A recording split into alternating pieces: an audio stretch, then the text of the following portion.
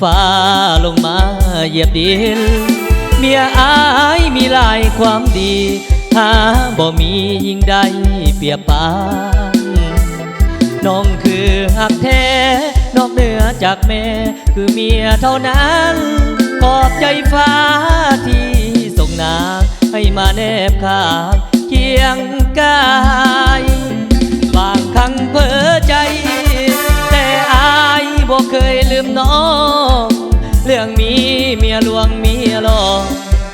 1 2บ่เฮ็ดดอกนา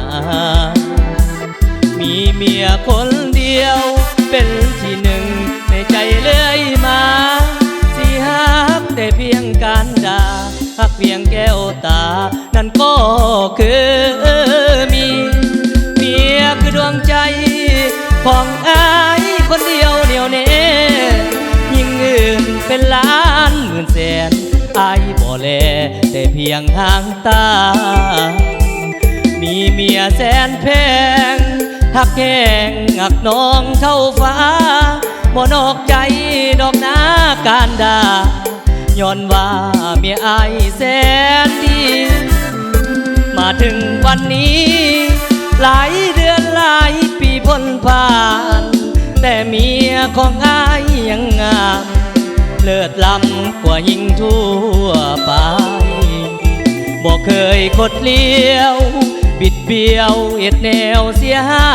ยสิฮักเมียไปจนวันตายฟ้าดินสลายหักน้องคนเดียว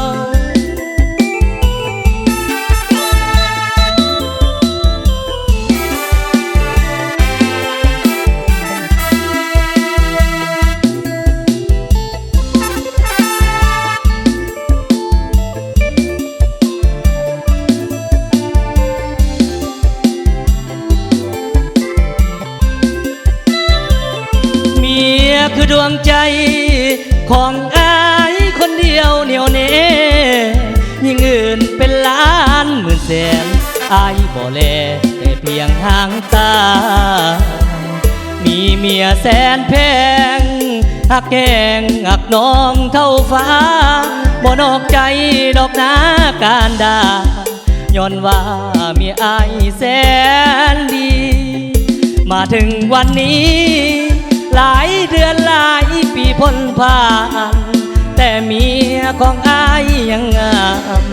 เลิศล้ำกว่าหญิงทั่วไปบ่เคยคดเลี้ยวบิดเบี้ยวเฮ็ดแนวเสียหายสิฮักเมียไปจนวันตายฟ้าดินสลายหักน้องคน